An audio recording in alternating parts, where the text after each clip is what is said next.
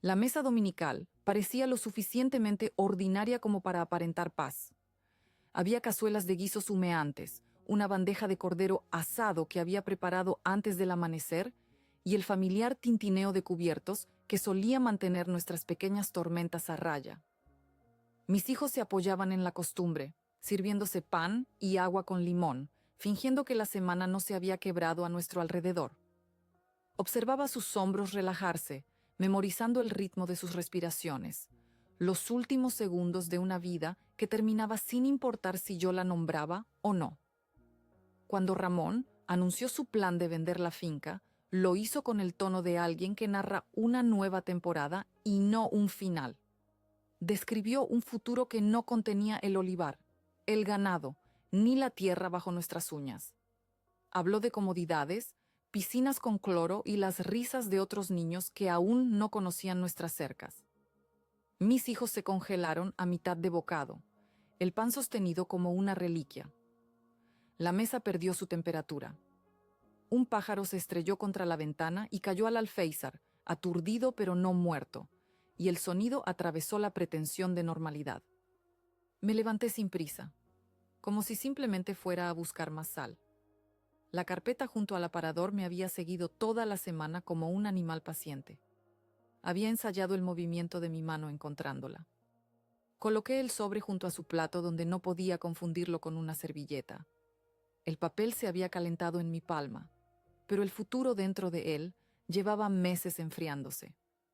Sentí la firme columna de lo que había hecho y permanecí en el silencio que había creado para mí y para mis hijos. Miro el sobre y luego a mí, esperando permiso para descartarlo. Ya había terminado de ofrecer indicaciones. La casa contuvo la respiración como un campo retiene la escarcha antes de rendirse al mediodía. El sobre contenía el filo que él no había considerado, la costura que no se rasgaría como él pensaba. No expliqué. Ya había explicado suficientes veces en habitaciones donde nadie pretendía escucharme. El papel hablaría en el único idioma que él aún respetaba. Más tarde, cuando mis hijos se habían retirado a la seguridad de sus habitaciones, Ramón abrió el sobre con la despreocupación de quien desenvuelve un regalo insignificante. Sus manos, curtidas por años trabajando la tierra que ahora quería abandonar, temblaron levemente al encontrarse con el sello del notario. ¿Qué significa esto, Carmela?, preguntó, su voz repentinamente despojada de la autoridad con la que había anunciado nuestro desalojo horas antes. El olivar de mi abuelo llevaba 5 generaciones en mi familia. Los olivos centenarios que Ramón consideraba obsoletos habían sostenido a los míos durante guerras, sequías y dictaduras. La finca no era solo tierra y árboles, era la historia de mi sangre escrita en piedra y aceite. Significa que no puedes vender lo que no te pertenece, respondí con una calma que me sorprendió a mí misma. La finca nunca ha estado a tu nombre. Mi abuelo se aseguró de ello.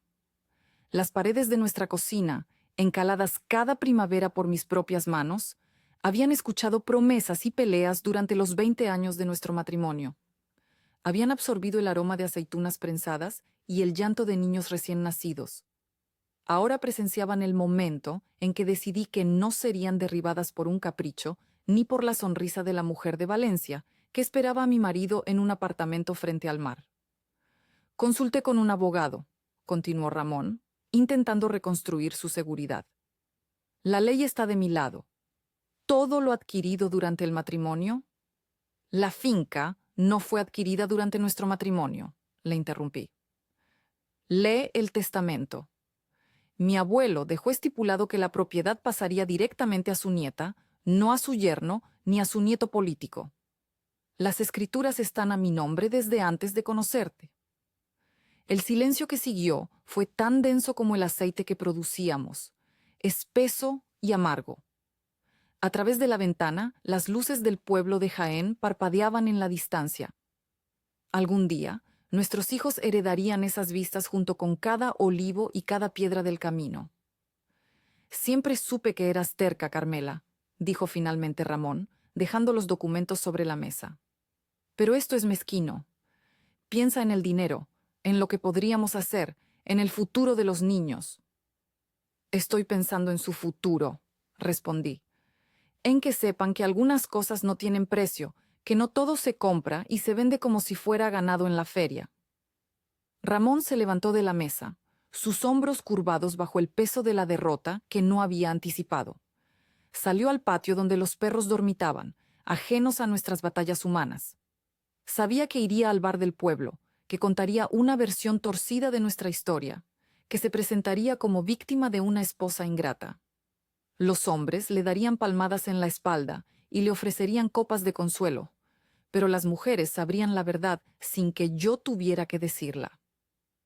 Recogí los documentos y los guardé en el cajón de mi cómoda, bajo los manteles bordados por mi abuela.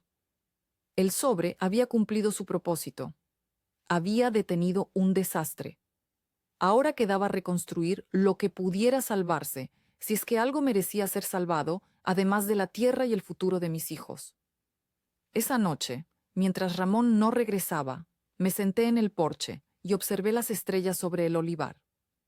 El mismo cielo que había guiado a mis antepasados continuaba su rotación, indiferente a nuestros dramas terrenales.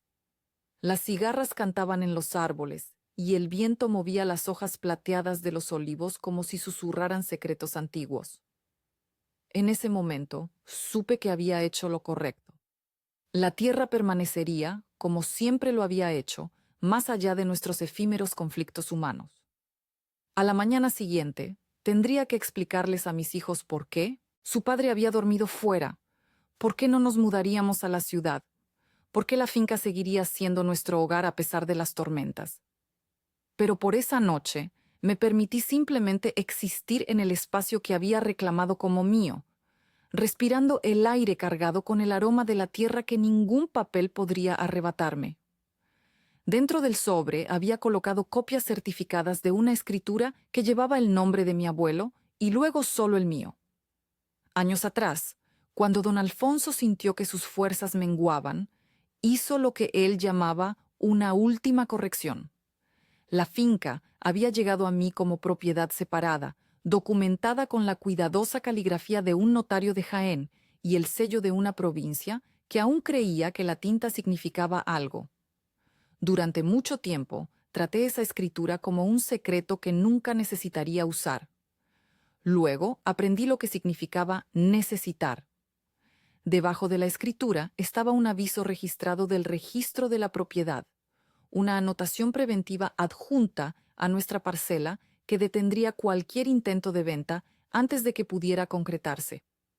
Lo había presentado el viernes después de un mes, recopilando declaraciones, tasaciones y cartas que construyeron una red bajo el suelo a través del cual me negaba a caer. El aviso no era un acto de guerra. Era una puerta que solo se abriría por las razones correctas. Informaba a corredores y banqueros por igual que la tierra tenía una historia y la historia no había terminado. El tercer documento era el certificado de un fideicomiso irrevocable creado para nuestros hijos, nombrándome como única administradora de la finca y sus operaciones. El fideicomiso tenía dientes y un calendario. Requería reinversión en la salud del suelo, mantenimiento de equipos y fondos educativos antes de cualquier pensamiento de lujo. Reemplazaba caprichos con reglas. Le daba a mis hijos un reclamo que no podía ser intercambiado por sol de tarde en la piscina de un extraño. Lo había firmado en una habitación que olía a papel viejo y tinta nueva, mientras un notario me observaba aprender a sostener una pluma como si fuera un volante. El último elemento era una orden de restricción temporal contra la disipación de bienes matrimoniales, concedida la tarde anterior después de que un juez leyera la declaración de nuestro contador. La declaración enumeraba transferencias que habían dejado nuestras cuentas de la finca más delgadas de lo que el clima podía justificar. La orden no castigaba, pausaba, y en esa pausa encontré el espacio para mantener techos sobre animales y libros sobre las cabezas de mis hijos. El papel tenía bordes, fechas y firmas. Más importante, tenía consecuencias que no requerían suplicar. Todo había comenzado 3 meses atrás, cuando noté que Ramón regresaba oliendo a perfume que no era el mío. Sus camisas, que yo lavaba y planchaba con la dedicación de quien honra un contrato, comenzaron a mostrar manchas de un lápiz, labial más oscuro que el que yo usaba en Navidad y bodas. No dije nada. En el pueblo, las mujeres aprendemos a callar y observar, a reunir pruebas antes de lanzar acusaciones. Luego vinieron las llamadas a horas extrañas, las salidas repentinas al pueblo para resolver asuntos y finalmente los movimientos de dinero. Como hija y nieta de agricultores, había aprendido a llevar cuentas desde que tenía edad suficiente para sumar. Sabía exactamente cuánto costaba mantener el molino de aceite, cuánto pagábamos a los jornaleros durante la cosecha y cuánto debíamos apartar para los meses secos.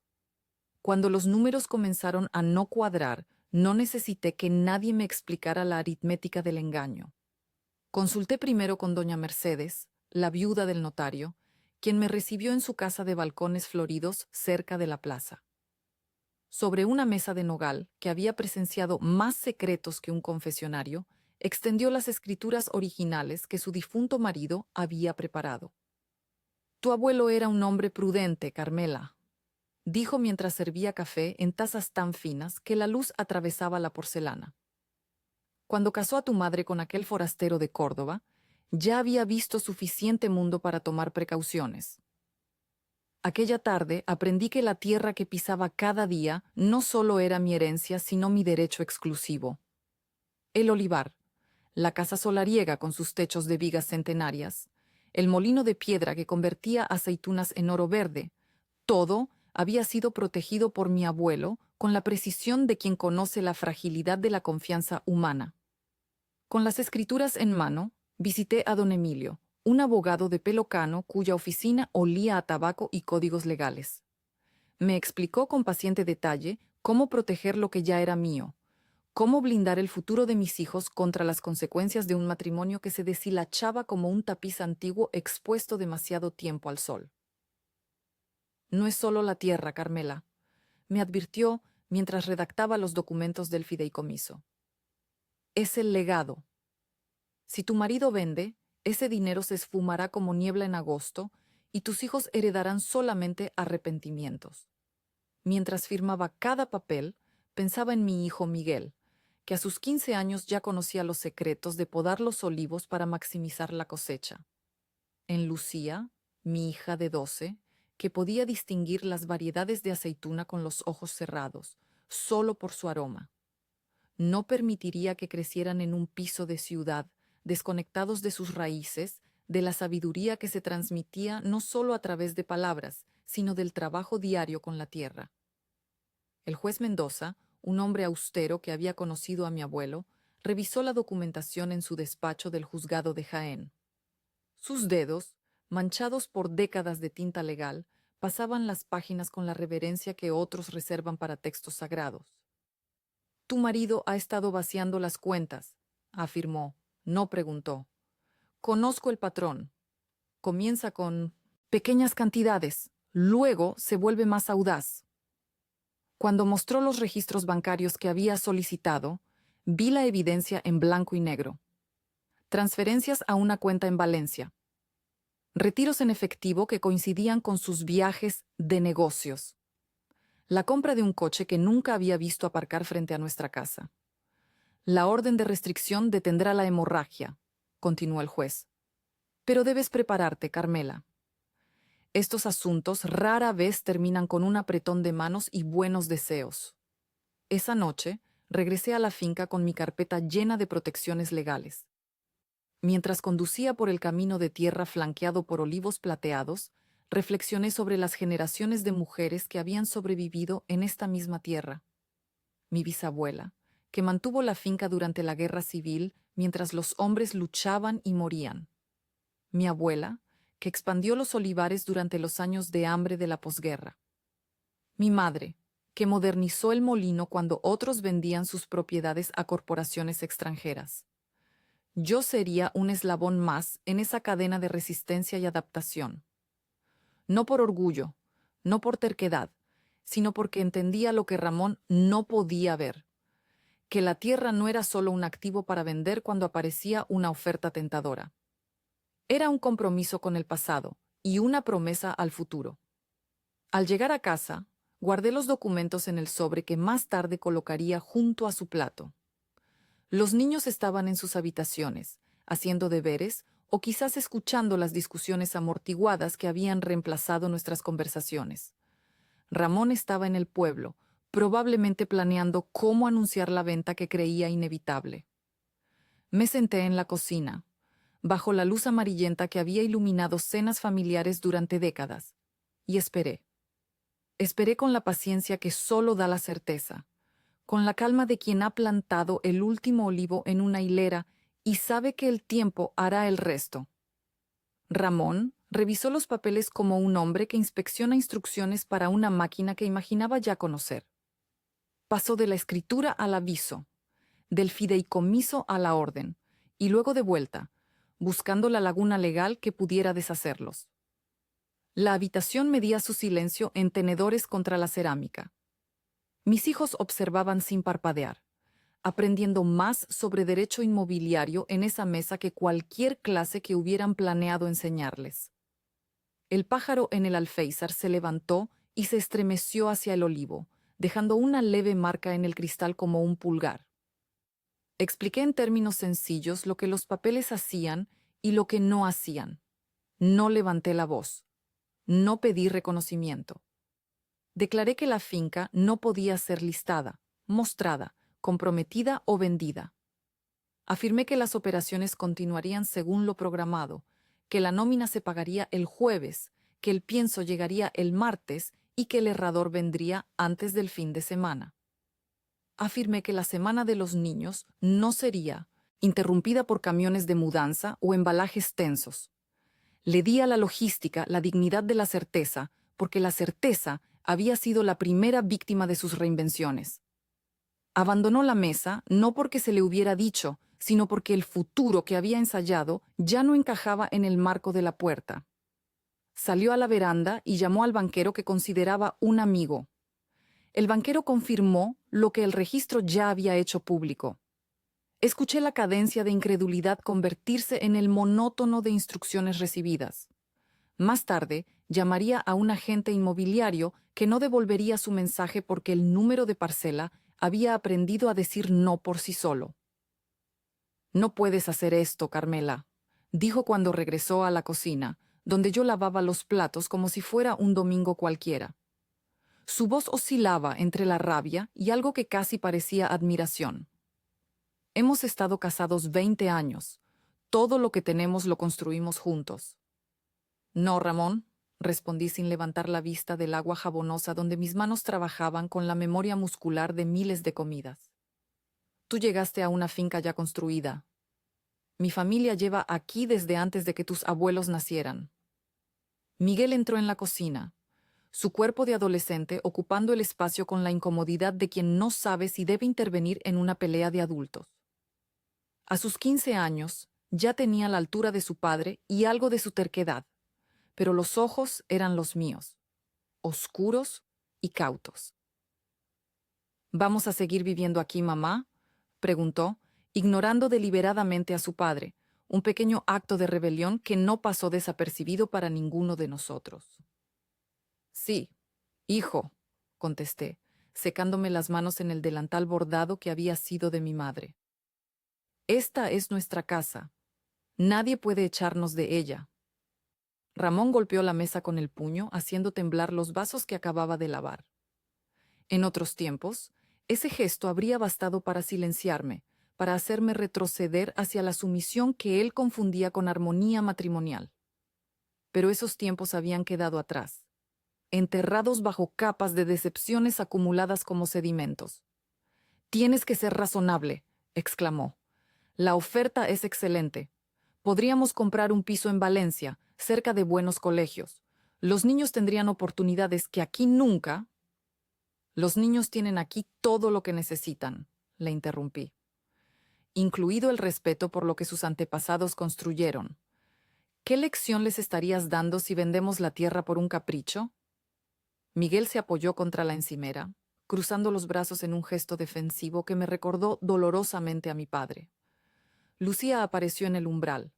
su pequeña figura recortada contra la luz del pasillo. A sus 12 años entendía más de lo que debería sobre las complejidades del matrimonio.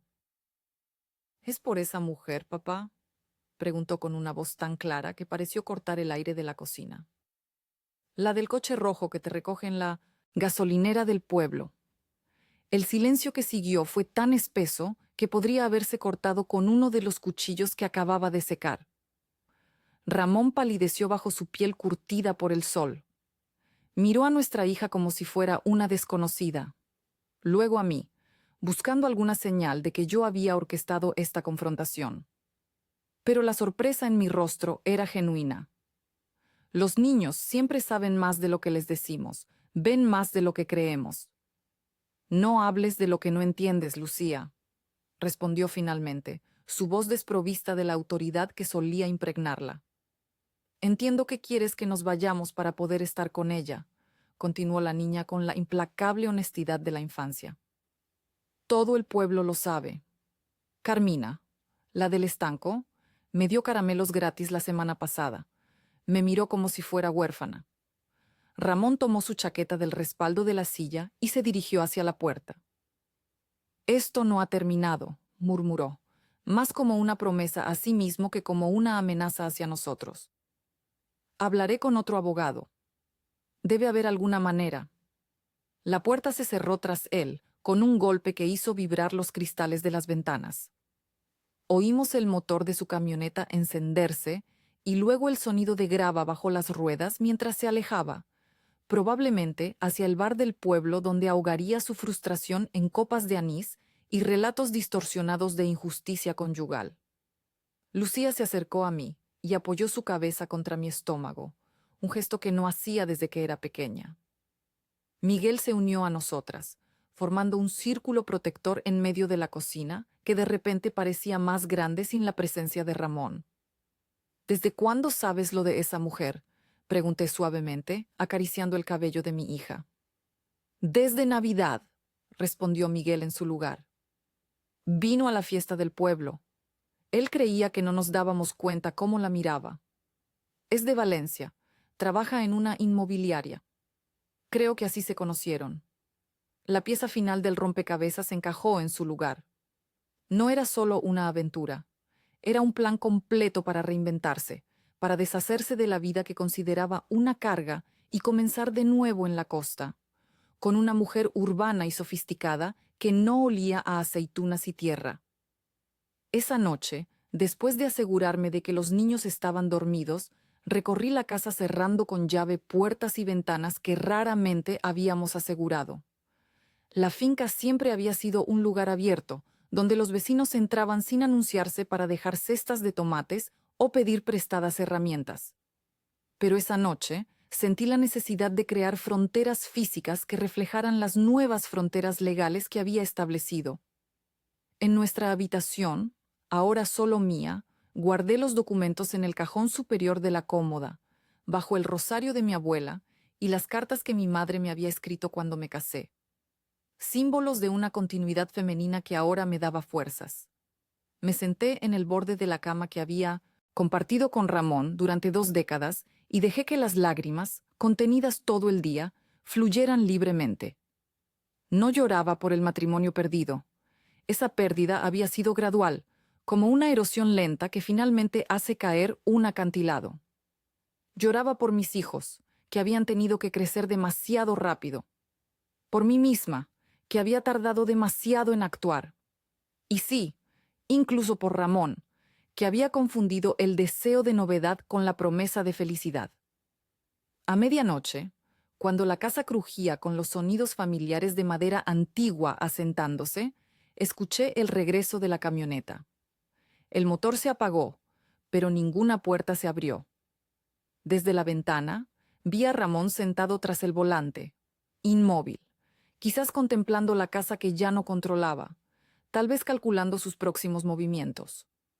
Después de casi 1 hora, el motor volvió a encenderse y las luces traseras desaparecieron camino al pueblo. No sabía si volvería mañana o la semana siguiente. No sabía si intentaría luchar legalmente o si aceptaría su derrota. Lo único que sabía con certeza era que la finca seguiría aquí, y nosotros con ella, arraigados a la tierra como los olivos centenarios que habían sobrevivido a tormentas peores que esta. El lunes antes del amanecer, recorrí el perímetro de la finca con Antonio, el capataz que llevaba trabajando con mi familia desde que yo era niña. Repasamos la lista de tareas de la semana.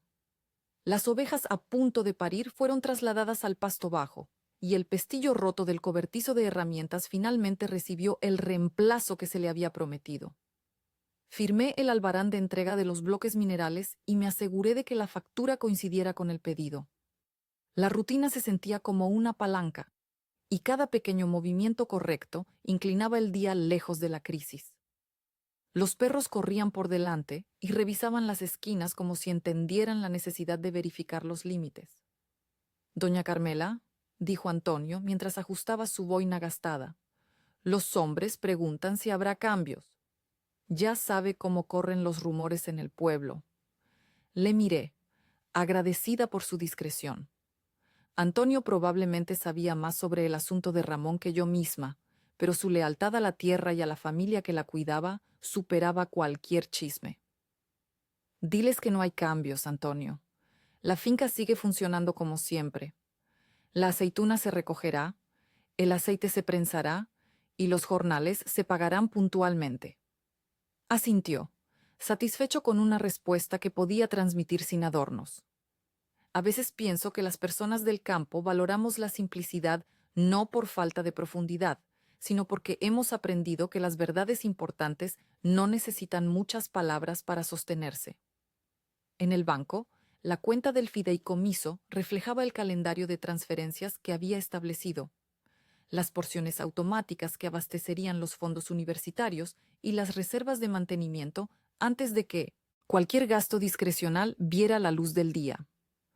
La directora, que me había visto firmar hojas de depósito durante 15 años, se dirigió a mí por mi nombre y mi función. Leí cada línea, hice las preguntas que había anotado en los márgenes de mi cuaderno, y salí con copias que olían ligeramente a tóner y alivio. Los números no me protegerían de todas las inclemencias, pero me mantendrían a salvo de una tormenta de mi propia creación. «Doña Isabel», pregunté antes de marcharme, «¿ha habido algún intento de acceso a las cuentas conjuntas?». La mujer ajustó sus gafas con montura dorada y me miró con una mezcla de compasión profesional y conocimiento personal. «Su marido estuvo aquí a primera hora». Le expliqué la situación legal. Hizo una pausa, considerando cuánto debía compartir. No lo tomó bien. Mencionó a un abogado de Granada. Asentí, procesando la información. Ramón siempre había sido obstinado. No era de los que aceptaban la derrota sin luchar. Pero ahora, el terreno de juego estaba nivelado, y él tendría que aprender nuevas reglas. Me reuní con el abogado de la finca en una pequeña oficina donde un mapa de la provincia colgaba como un tapiz. Confirmamos la próxima fecha de audiencia para la orden de restricción y revisamos el inventario de equipos, ganado y contratos de cultivo. El papeleo puede vaciar a una persona si se convierte en un sustituto del valor. Yo lo usaba en cambio como un marco. Agregamos contingencias para reparaciones, aclaramos términos con proveedores e incluimos una cláusula para mediación que nos mantendría fuera de salas donde los gritos reemplazan la escucha. Don Emilio, el abogado, era un hombre seco y práctico, cuyas manos nudosas habían redactado documentos para 3 generaciones de agricultores locales. Me ofreció café en un vaso pequeño, al estilo andaluz. «Su marido ha contratado a Mendoza», dijo sin preámbulos. «Un tiburón de Granada. Cobran por hora y prometen milagros». «¿Puede hacer algo?», pregunté, sintiendo una punzada de inquietud. Los abogados de ciudad tenían reputación de encontrar lagunas donde los abogados rurales solo veían muros sólidos. Don Emilio sonrió, mostrando el espacio donde faltaba un premolar. «Puede hacer mucho ruido, presentar mociones, arrastrar el asunto. Pero la escritura es clara y el fideicomiso está blindado. Lo que sí puede conseguir es acceso parcial a las cuentas operativas. Debemos prepararnos para eso. Pasamos la siguiente hora revisando cada detalle financiero, creando un sistema donde Ramón podría acceder a su parte legítima de los ingresos corrientes sin comprometer la integridad de la finca.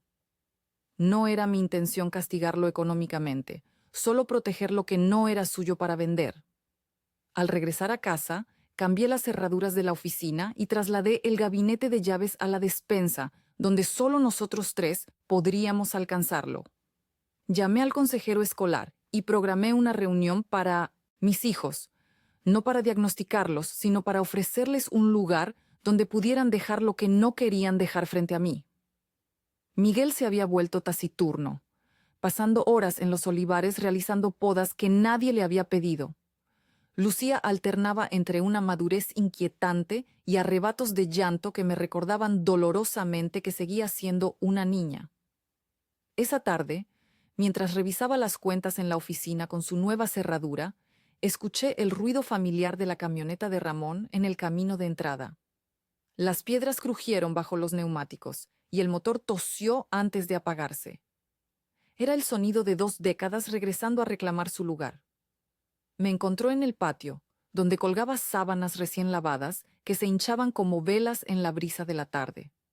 Se veía disminuido, como si la ausencia de 2 noches hubiera consumido algo vital en él. Llevaba la misma ropa del domingo, ahora arrugada, y una barba incipiente plateaba su mentón. «Necesito ropa», dijo sin saludar. «Y mis herramientas. El tractor de los Morales necesita una revisión». «Tus cosas están donde siempre», respondí, continuando con mi tarea. «Pero ya no puedes entrar libremente a la casa. Si necesitas algo, pídelo con anticipación». Su rostro se endureció, los músculos de su mandíbula tensándose visiblemente. «¿Me estás echando de mi propia casa?» «No, Ramón. Eres tú quien quiere vender esta casa para vivir en otra parte. Yo solo estoy protegiendo a nuestros hijos de más confusión». Se acercó, y por un momento temí que la frustración se transformara en algo más peligroso. Pero se detuvo a un paso de distancia, como si hubiera encontrado una barrera invisible. «Miguel me ignora. Se aleja cuando intento hablar con él en el pueblo». «Dale tiempo», sugerí, pinzando una esquina de sábana. «Ha puesto su mundo patas arriba. No puede procesar todo de una vez». «¿Y tú?», preguntó con una voz más baja. «¿Cómo procesas todo esto, Carmela?». La pregunta me sorprendió. Durante nuestro matrimonio, Ramón rara vez había mostrado interés en mi mundo interior, en los pensamientos y emociones que fluían bajo mi superficie como las aguas subterráneas que alimentaban nuestros olivos. «Un día a la vez», respondí honestamente. «Como siempre lo he hecho». Asintió, y por un momento pareció que podríamos encontrar un idioma común en esta nueva tierra extraña que era nuestro matrimonio desmoronado. Pero el momento pasó. Entró en la casa por la puerta trasera y lo escuché moverse por las habitaciones, recogiendo objetos personales y guardándolos en algo que sonaba como una bolsa de plástico. Cuando salió, llevaba una maleta pequeña y su caja de herramientas. Pasó junto a mí sin mirarme, cargó sus pertenencias en la camioneta y arrancó el motor. Antes de marcharse, bajó la ventanilla. «Esto no ha terminado, Carmela». Lo dijo sin malicia, más como una constatación de un hecho que como una amenaza. Y tenía razón. No, había terminado. Apenas estábamos aprendiendo a habitar los escombros de lo que habíamos construido juntos, buscando piezas que pudieran salvarse y descubriendo otras que nunca habíamos valorado adecuadamente. Esa noche me quedé en el porche hasta tarde, escuchando a las ranas afinar el agua del estanque de riego. El cielo no preguntó si estaba lista. Se oscureció según lo programado y confió en que yo encontraría la luz del porche. El primer fin de semana después del anuncio, los vecinos llegaron con cazuelas y un tipo práctico de afecto. Trajeron manos de repuesto e historias de sus propios inviernos.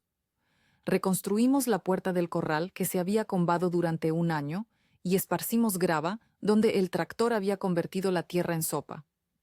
La comunidad no arregló la traición en mi mesa, pero corrigió la ilusión de que estaba sola. La finca siempre había sido plural, incluso cuando yo fingía que era un sustantivo privado. Siempre fuiste demasiado buena para él, dijo Pilar, mientras pelábamos patatas en la cocina. Como esposa del herrero del pueblo, conocía los secretos de cada familia en kilómetros a la redonda. Cuando llegó aquí, no sabía distinguir un olivo de un almendro. Fuiste tú quien le enseñó todo. No respondí. La verdad era más complicada. Ramón había llegado a la finca como jornalero, guapo y ambicioso, con unas manos fuertes que sabían trabajar. Mi padre acababa de fallecer, y mi madre buscaba ayuda para la temporada de cosecha. En aquel entonces admiraba su energía, su forma directa de mirar las cosas, tan diferente de la cautela ancestral de los hombres de mi familia. Me había enamorado de su impaciencia, de su hambre por mejorar, sin entender que esas mismas cualidades un día le harían ver nuestro hogar como una prisión.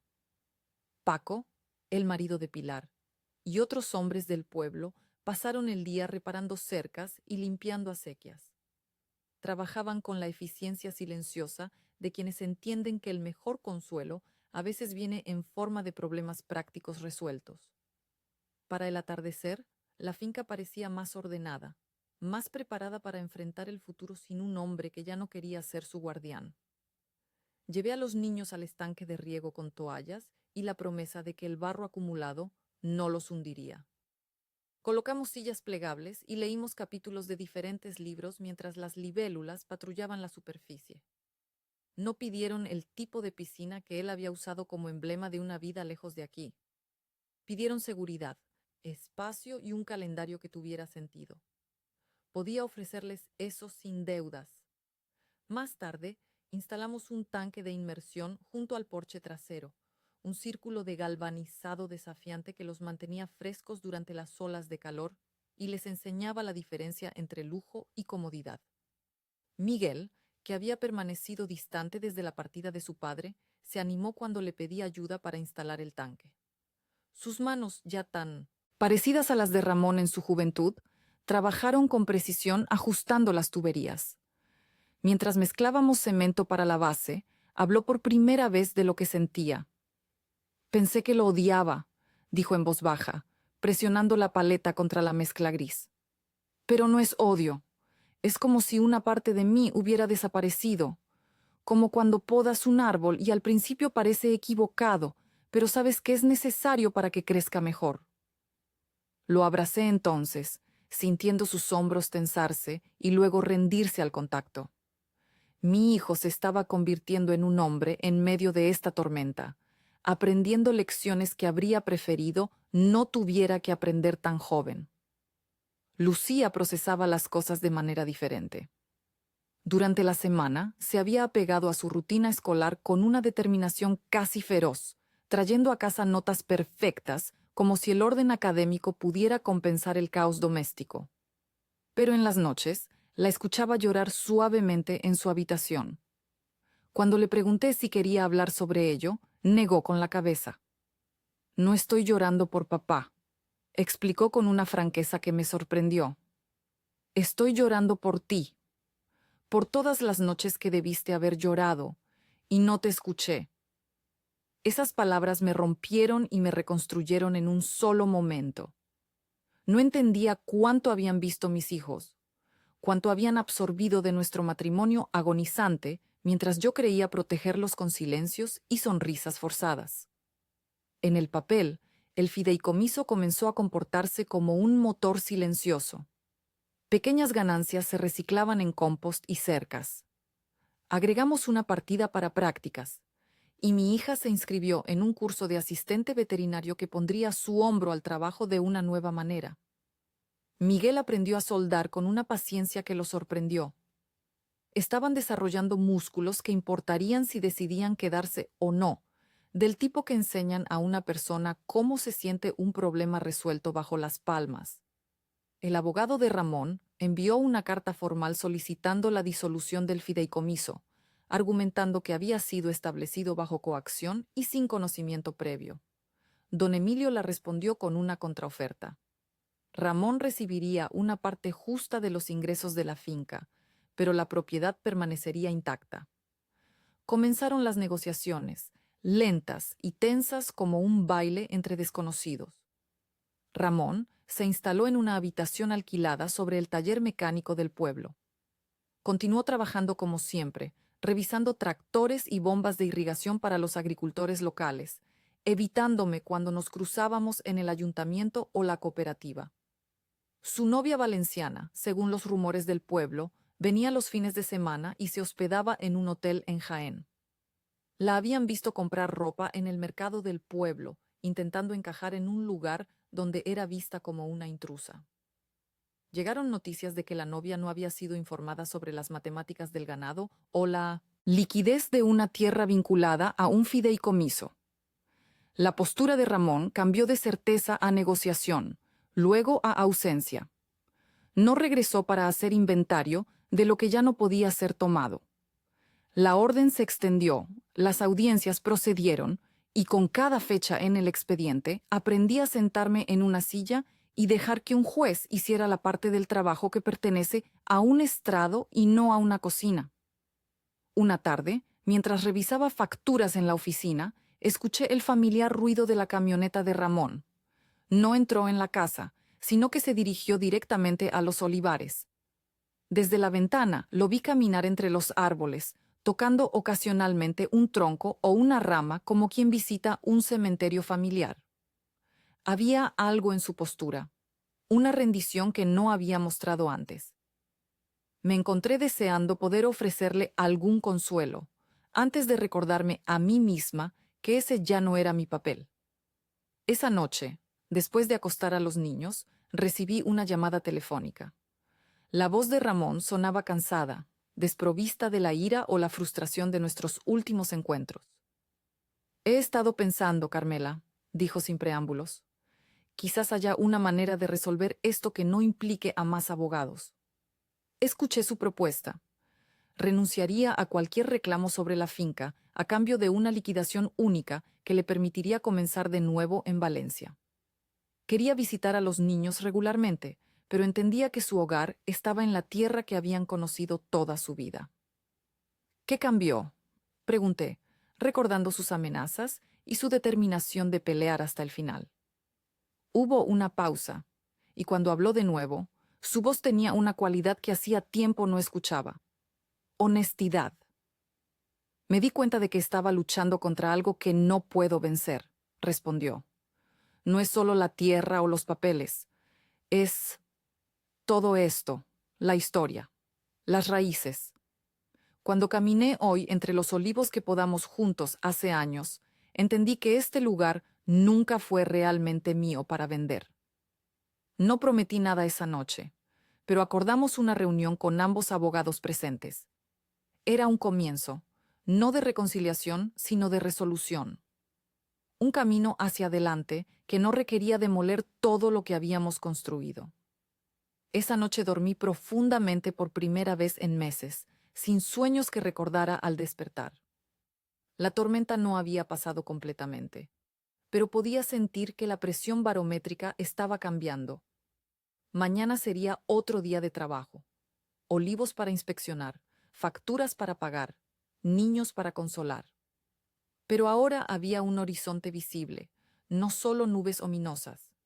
Los olivos seguirían dando fruto.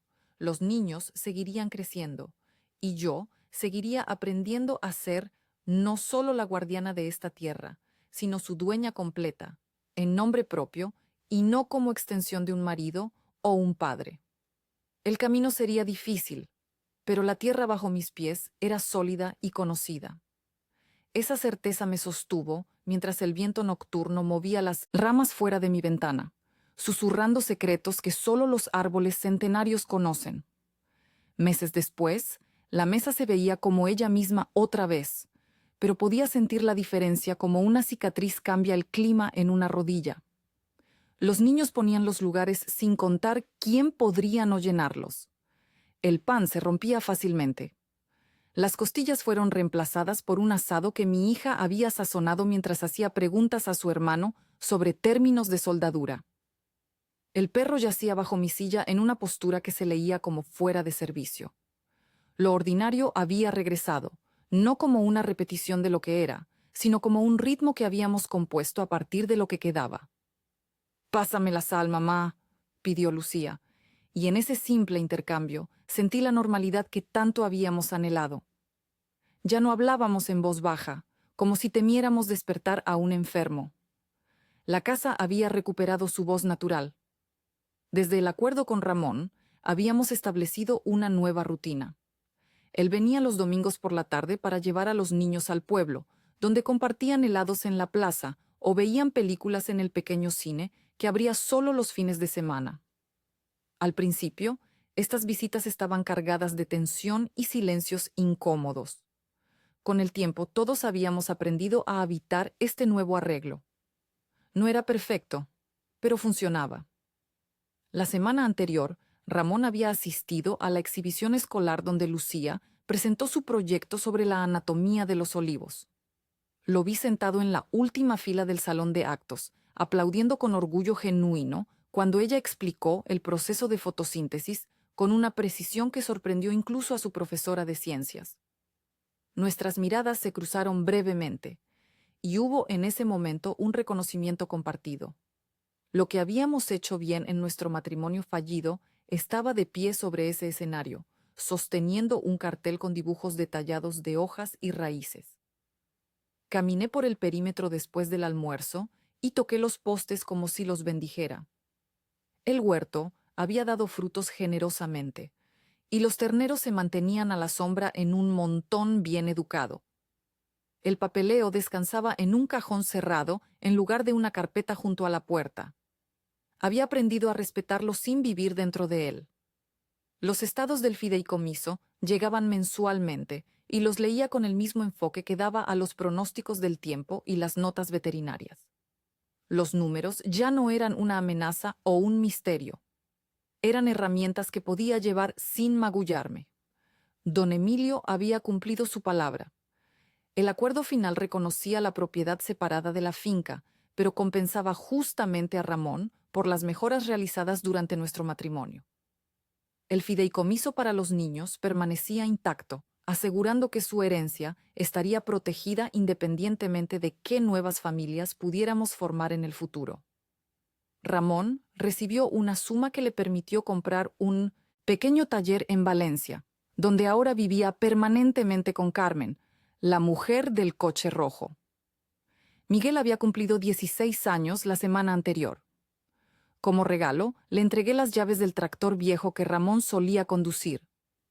Su rostro se iluminó con una mezcla de sorpresa y responsabilidad.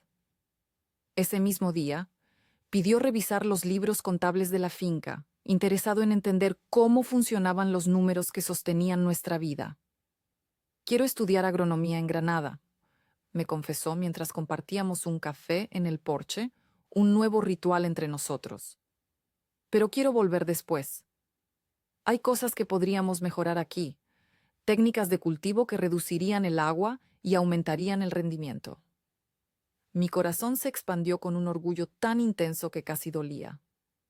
No había presionado a mis hijos para que amaran esta tierra como yo la amaba. Les había dado libertad para encontrar su propio camino, preparándome secretamente para la posibilidad de que eligieran vidas urbanas lejos de los olivares. Escuchar a Miguel planear un futuro que incluía la finca era un regalo que no me había permitido esperar. Lucía, más reservada sobre sus planes, había desarrollado una pasión por la fotografía. Documentaba meticulosamente cada rincón de la finca, creando un archivo visual de nuestras vidas que a veces me dejaba sin aliento por su belleza y precisión. «Estoy guardando memorias», explicó cuando le pregunté sobre su proyecto. «Para cuando las cosas cambien de nuevo». En la tarde, me senté junto al tanque de inmersión mientras los niños se turnaban para sumergirse y emerger con un ruido que sonaba como alivio. El estanque reflejaba un cielo que había decidido estar despejado, y las ranas continuaban su trabajo. Pensé en el primer sobre y la mujer que lo había deslizado a través de una mesa pesada con comida y frases no pronunciadas. No me sentía triunfante. Me sentía intacta. La finca no había sido salvada por terquedad o nostalgia.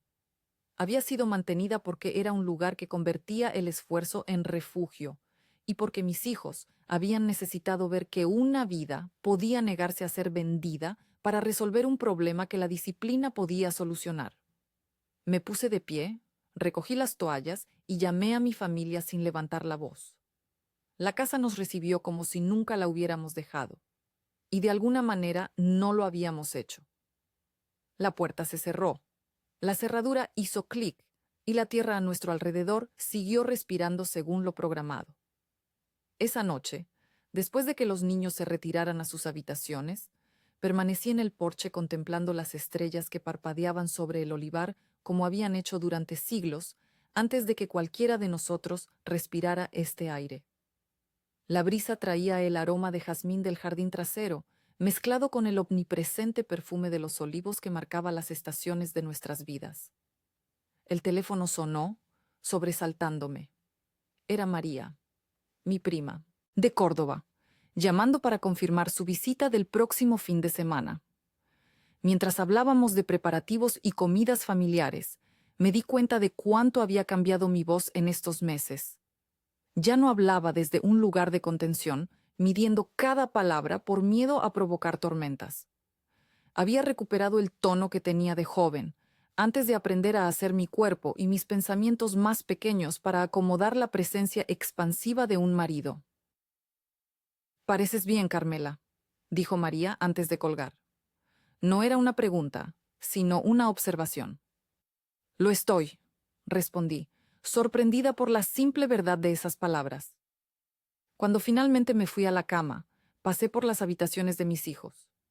Miguel dormía con un libro de agricultura sobre su pecho, la lámpara aún encendida. Apagué la luz suavemente y coloqué un marcador entre las páginas. Lucía había colgado nuevas fotografías en la pared junto a su cama, imágenes del olivar al amanecer, de las manos arrugadas de Antonio el capataz, del tanque de inmersión con Miguel saltando en una explosión de agua y luz. Su talento para capturar la belleza en lo cotidiano me conmovió profundamente. En mi propia habitación, ahora redecorada con colores que había elegido yo misma, me senté en el borde de la cama y abrí el cajón de la mesita de noche. Allí, junto a las cartas de mi madre y el rosario de mi abuela, descansaba el sobre que había cambiado nuestras vidas. Lo toqué brevemente, reconociendo su importancia, pero ya no necesitándolo como talismán o escudo. Mañana sería lunes. Habría facturas que pagar, decisiones sobre la poda de primavera que tomar, una reunión con el enólogo que quería alquilar la parcela norte para experimentar con nuevas variedades de uva.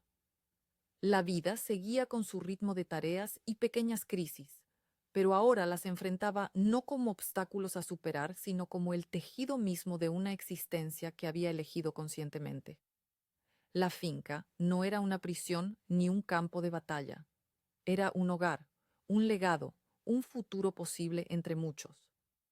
Mis hijos estaban aprendiendo que algunas raíces te anclan, mientras otras te nutren para crecer en la dirección que elijas.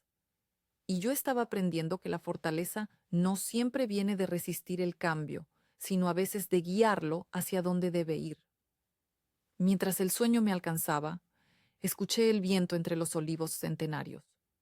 Su susurro parecía llevar las voces de todas las mujeres que habían guardado esta tierra antes que yo. Mi madre, mi abuela, generaciones de mujeres cuyos nombres ya no recordábamos, pero cuya determinación fluía en mi sangre. No estaba sola en esta casa, en esta vida que había reclamado. Nunca lo había estado. La última imagen antes de dormir fue la de la mesa dominical, no la del día de la crisis, sino la de hoy, rebosante de comida sencilla, rodeada de voces que no temían ser escuchadas, iluminada por la luz que entraba sin obstáculos por ventanas que ya no necesitaban cortinas para ocultar verdades incómodas. Una mesa que, como la tierra bajo nuestra casa, había soportado tormentas y seguía en pie, dispuesta a sostener lo que viniéramos a poner sobre ella mañana.